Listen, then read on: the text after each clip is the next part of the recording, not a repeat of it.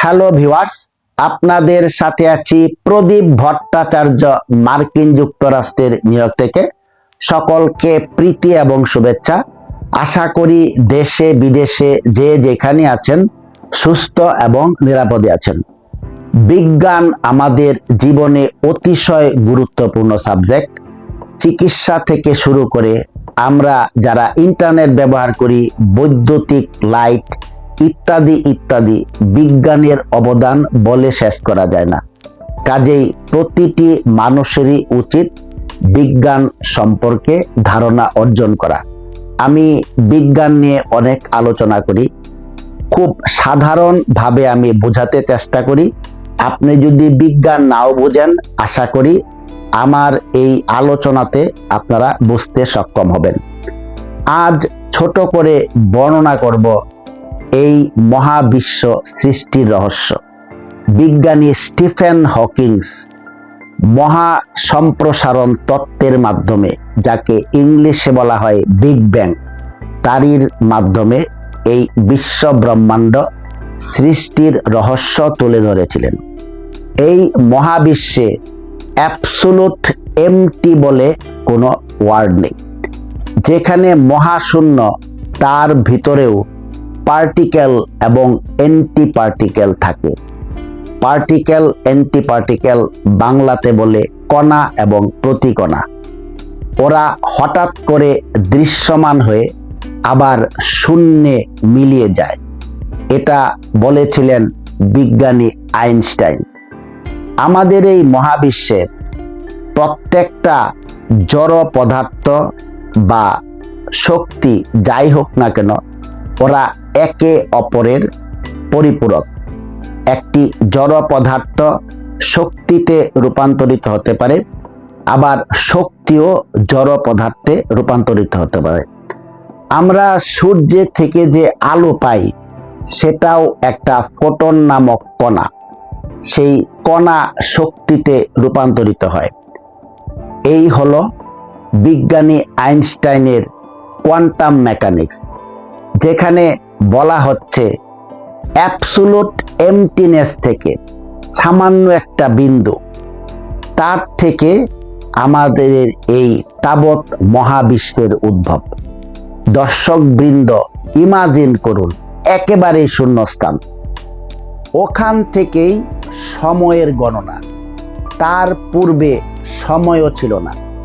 আমাদের এই বিশ্বে আমরা যা দেখি সবই হইল 3 ডাইমেনশন, অর্থাৎ যার একটি দৈর্ঘ্য আছে, প্রস্থ আছে, উচ্চতা আছে। বিশ্ব বলা হয় 3 ডাইমেনশনের ভিত্তিতে। আইনস্টাইনই প্রথম বললেন সময়ও একটা ডাইমেনশন, অর্থাৎ তিনি বলেছিলেন এই বিশ্বে যা কিছু আমরা দেখি, যা ভিজিবল, তা আসলে 3 ডাইমেনশন না, তা হলো 4 ডাইমেনশন, 4 মাত্রিক বিশ্বের জগৎ। বিগ ব্যাং যে হয়েছিল তার প্রমাণ কি? বিজ্ঞান প্রত্যেকটা জিনিসেই প্রমাণ সাপেক্ষে বলে। বিজ্ঞানী হাবল একটি টেলিস্কোপ আবিষ্কার করেছিলেন। সেখানে উনি পর্যবেক্ষণ করেছিলেন আমাদের এই মহাবিশ্বের যে গ্যালাক্সিগুলো আছে, এটা একটার থেকে আরেকটা ক্রমাগত দূরে সরে যাচ্ছে। তার মানে যদি বিপরীত দিকে এদেরকে টানা হয়, তাহলে স্পষ্টতই বোঝা যায় তারা এক বিন্দুতে কোনো এক সময় ছিল। এটা হলো বিগ ব্যাংয়ের একটা জ্বলন্ত প্রমাণ। আমরা টেলিভিশনে যে ঝিরঝির শব্দ শুনতে পাই যখন আবহাওয়া খারাপ থাকে, ওটা হলো বিগ ব্যাংয়ের একটা জ্বলন্ত প্রমাণ। বিগ ব্যাং সৃষ্টি হওয়ার পরে যে বিশাল তাপমাত্রা নির্গত হয়েছিল, তাই বর্তমানে বিরাজমান আছে মাইক্রোওয়েভ রেডিয়েশন হিসেবে। এই বিশ্ব ব্রহ্মাণ্ড সৃষ্টির পরে সর্বপ্রথম উৎপন্ন হয়েছিল হাইড্রোজেন আয়ন, তারপরে উৎপন্ন হয়েছিল হিলিয়াম। নক্ষত্রের ভিতরে দুটো মাত্র কণিকা থাকে, একটা হলো হাইড্রোজেন এবং হিলিয়াম।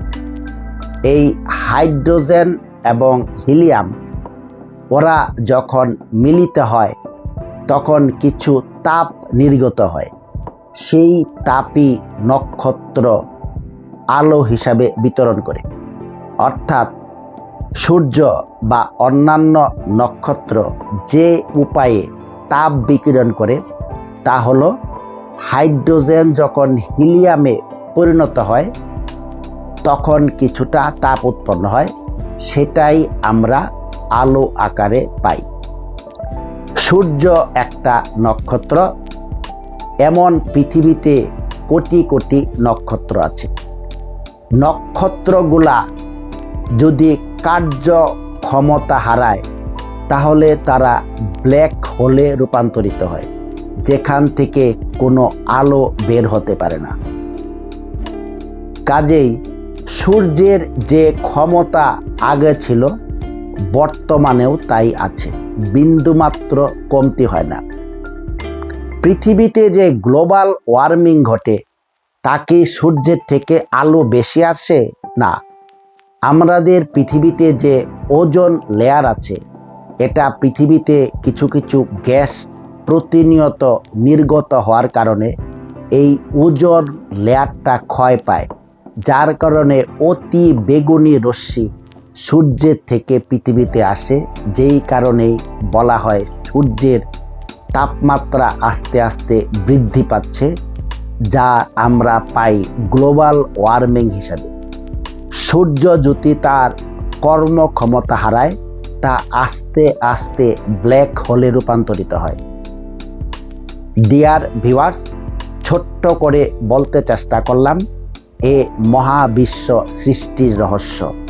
অনেক কিছু নিয়ে আমি আলোচনা করি, ভিডিওগুলা নিয়মিত শুনবেন, প্রশ্ন করবেন, আমি যথাসাধ্য উত্তর দিতে চেষ্টা করব।